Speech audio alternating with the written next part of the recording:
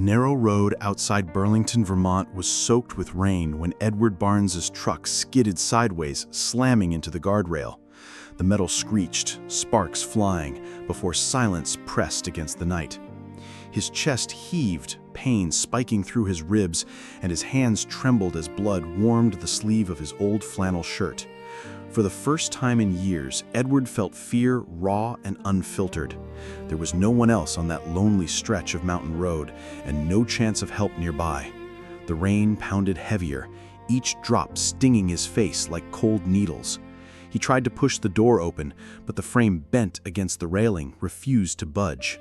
His leg throbbed, twisted awkwardly beneath the dashboard, and every breath became a battle against sharp pain in his chest.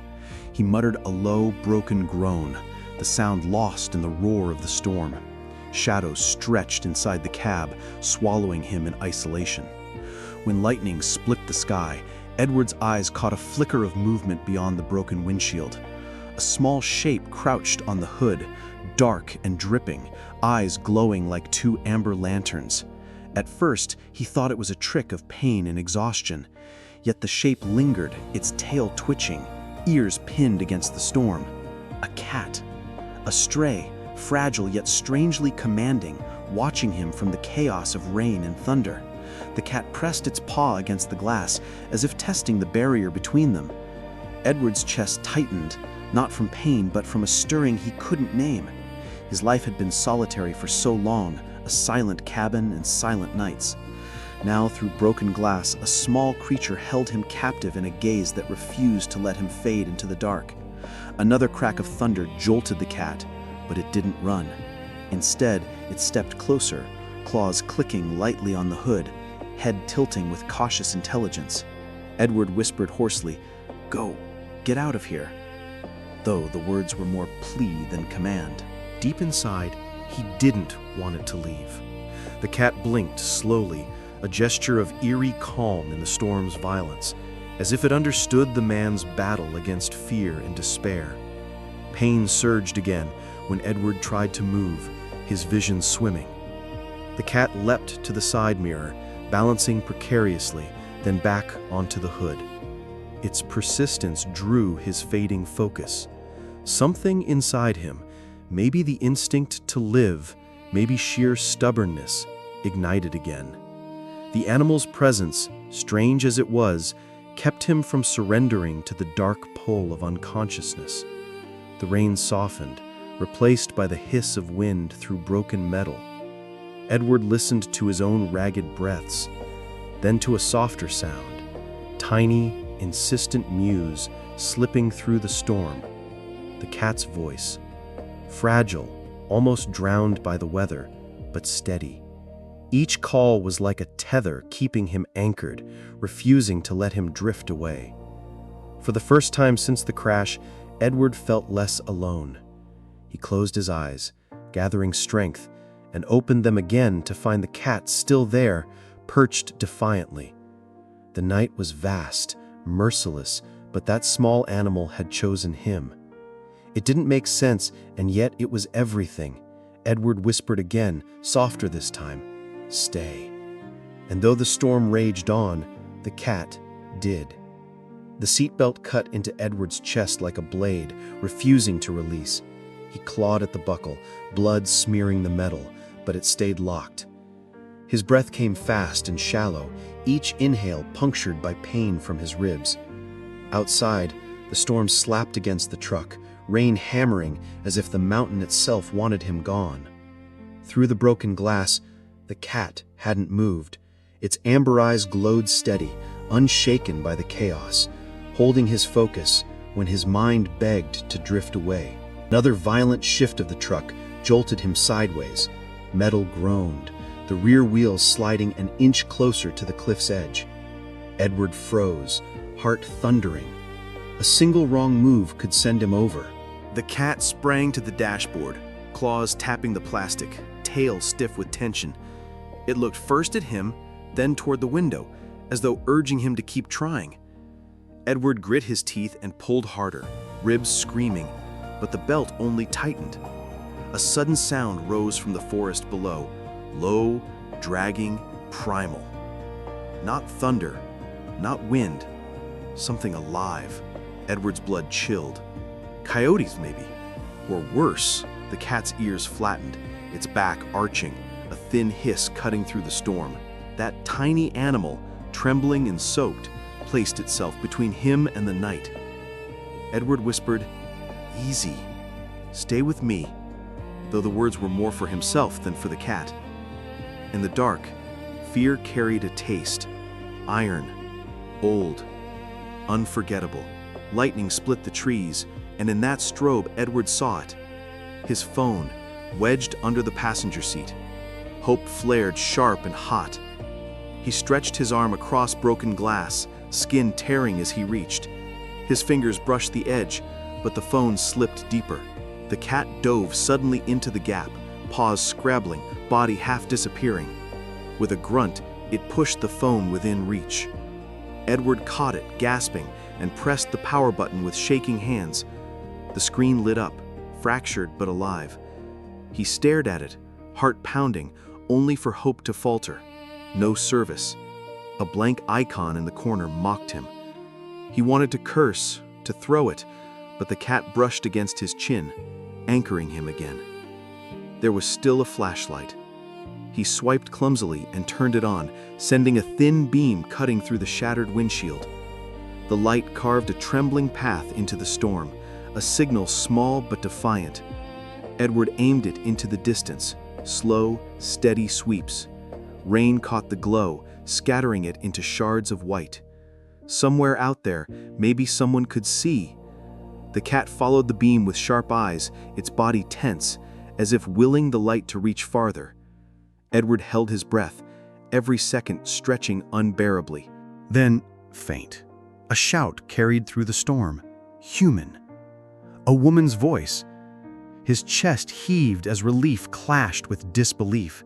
He tapped the horn, but only a weak hiss came.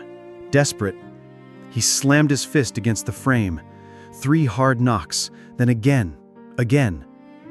A signal, a rhythm. The cat mirrored him, paws striking the dashboard in its own fragile beat. The absurdity broke him into a raw. For the first time since the crash, he felt seen. Not just by the light in the distance, but by the animal beside him, refusing to leave. The voice grew closer, clearer, urgent now. "I see you. Hold on." Edward's hand shook as he held the light steady, his knuckles white against the cracked phone. The cat pressed its small body under his chin, warm despite the storm. In that moment, battered and broken though he wasn't just fighting to survive alone.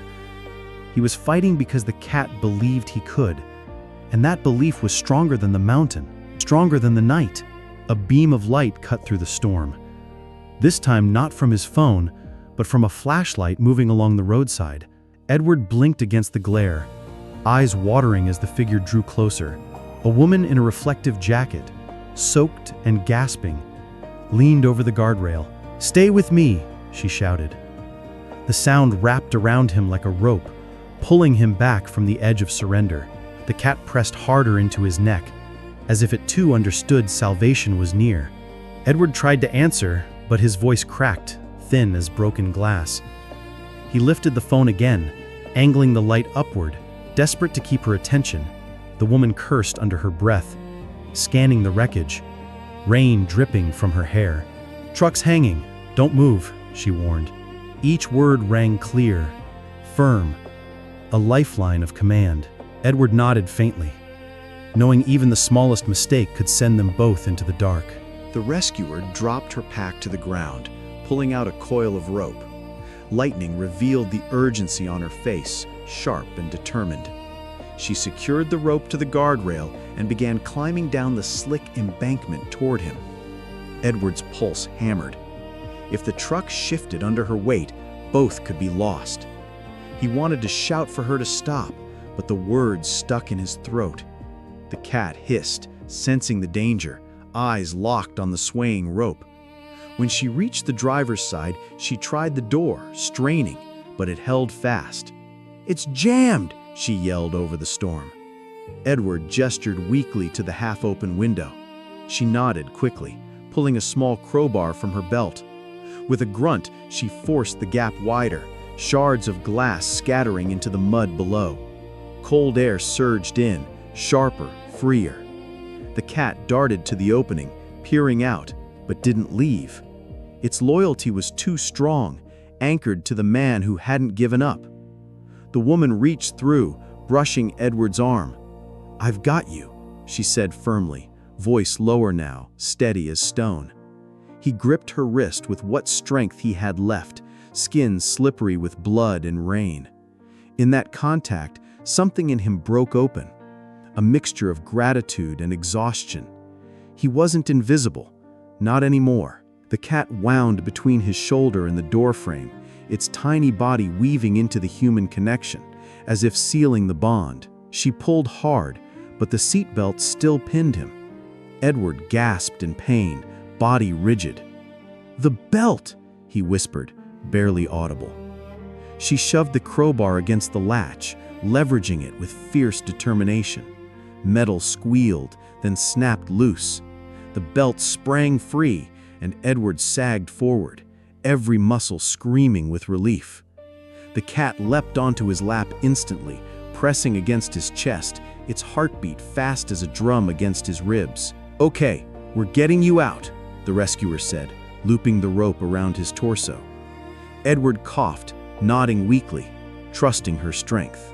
The truck groaned again, tilting another fraction, threatening to fall. The cat hissed sharply, claws digging into his jeans, unwilling to be left behind. Edward whispered hoarsely, "Take him too. Don't let him go." The woman's eyes softened for the briefest second before she secured the rope tighter. She knew. This rescue wasn't just one life anymore. With a grunt, she hauled him upward through the window, inch by inch. His body scraped against jagged metal, every movement agony. But the cat clung tight, refusing to release its grip. Rain blinded them, the rope straining, the mountain growling below. Finally, Edward's shoulders cleared the frame, and the rescuer pulled with all she had left. Together, man and cat tumbled onto solid ground, gasping, trembling, alive. Edward lay there, staring at the storming sky. The cat curled into his chest, and for the first time that night, he let himself believe. He was saved. The storm thinned into a cold drizzle as emergency sirens wailed in the distance, winding their way up the mountain road. Edward lay on the wet asphalt, chest rising unevenly, the cat tucked firmly against him. Its small body shivered, but it didn't move away. The rescuer knelt beside them, pressing a blanket over his shoulders, her flashlight beam cutting across the road. "Stay with me," she urged. Edward, half conscious, lifted a trembling hand and rested it protectively over the cat's back. Moments later, paramedics rushed in, their voices clipped and efficient. They checked his pulse, fitted an oxygen mask, and prepared the stretcher. One of them reached for the cat, but Edward shook his head, weak but firm. His voice rasped through the mask. "He stays. With me." The rescuer translated the unspoken demand with a nod. "It's both of them," she said sharply. The paramedic hesitated, then relented, allowing the cat to remain curled on Edward's chest as they lifted him. The ambulance rocked softly as it sped down the winding road. Inside, bright lights buzzed overhead, antiseptic cutting through the lingering smell of rain and blood. Edward drifted in and out of awareness, but every time his eyes fluttered open, the cat was there, perched on his chest, a steady anchor. Its amber eyes reflected the sterile light, watchful and unwilling to let him slip into darkness. For Edward, the sound of the purring was stronger than the hum of the ambulance. At the hospital entrance, nurses swarmed, wheeling him inside. The cat clung stubbornly, earning protests from staff. Edward summoned what little strength he had and whispered one word, "Please." The plea was raw, childlike, impossible to refuse. Against protocol, One nurse wrapped the cat in a towel and placed it gently beside him on the gurney. Even in the blur of pain, Edward's lips curved into the faintest smile. The animal had stayed, and so had his will to live. Hours passed in fragments. Sutures, IV lines, monitors beeping in rhythm with his heart. Through it all, the cat remained nearby, resting in a cardboard box lined with a blanket. Whenever Edward stirred, the cat would lift its head, eyes glowing in the dim hospital light. At one point, Edward reached out, and a nurse lifted the cat onto the bed. The small creature climbed slowly up to his chest, settling over his heartbeat, and Edward's breathing steadied. Days later, Edward awoke fully to a clear morning. Sunlight streamed through the hospital window, carrying the smell of grass and rain-washed earth. The cat sat perched on the windowsill, tail curled neatly, watching the world as though guarding it. Edward's voice, still hoarse, broke the silence. "You saved me." The words weren't meant for the doctors or the rescuers. They were for the small, silent companion who turned his fear into fight. When he was discharged, Edward refused to leave without the cat. Papers were signed, quiet rules bent, and a carrier box was provided. As he stepped into the fresh air, cane in hand, the cat nestled inside, peering out with those same luminous eyes. The rescuer, who had first reached him, stood nearby, smiling faintly. "Looks like he chose you," she said. Edward met her gaze, his own eyes wet, and nodded. "And I'll never let him down." Back at his modest home on the edge of town, Edward opened the carrier and watched as the cat padded into the living room, sniffing the corners as if claiming the space.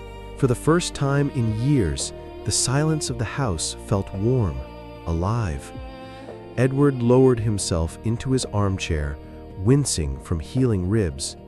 The cat leapt into his lap, circled once, and pressed its body against his chest.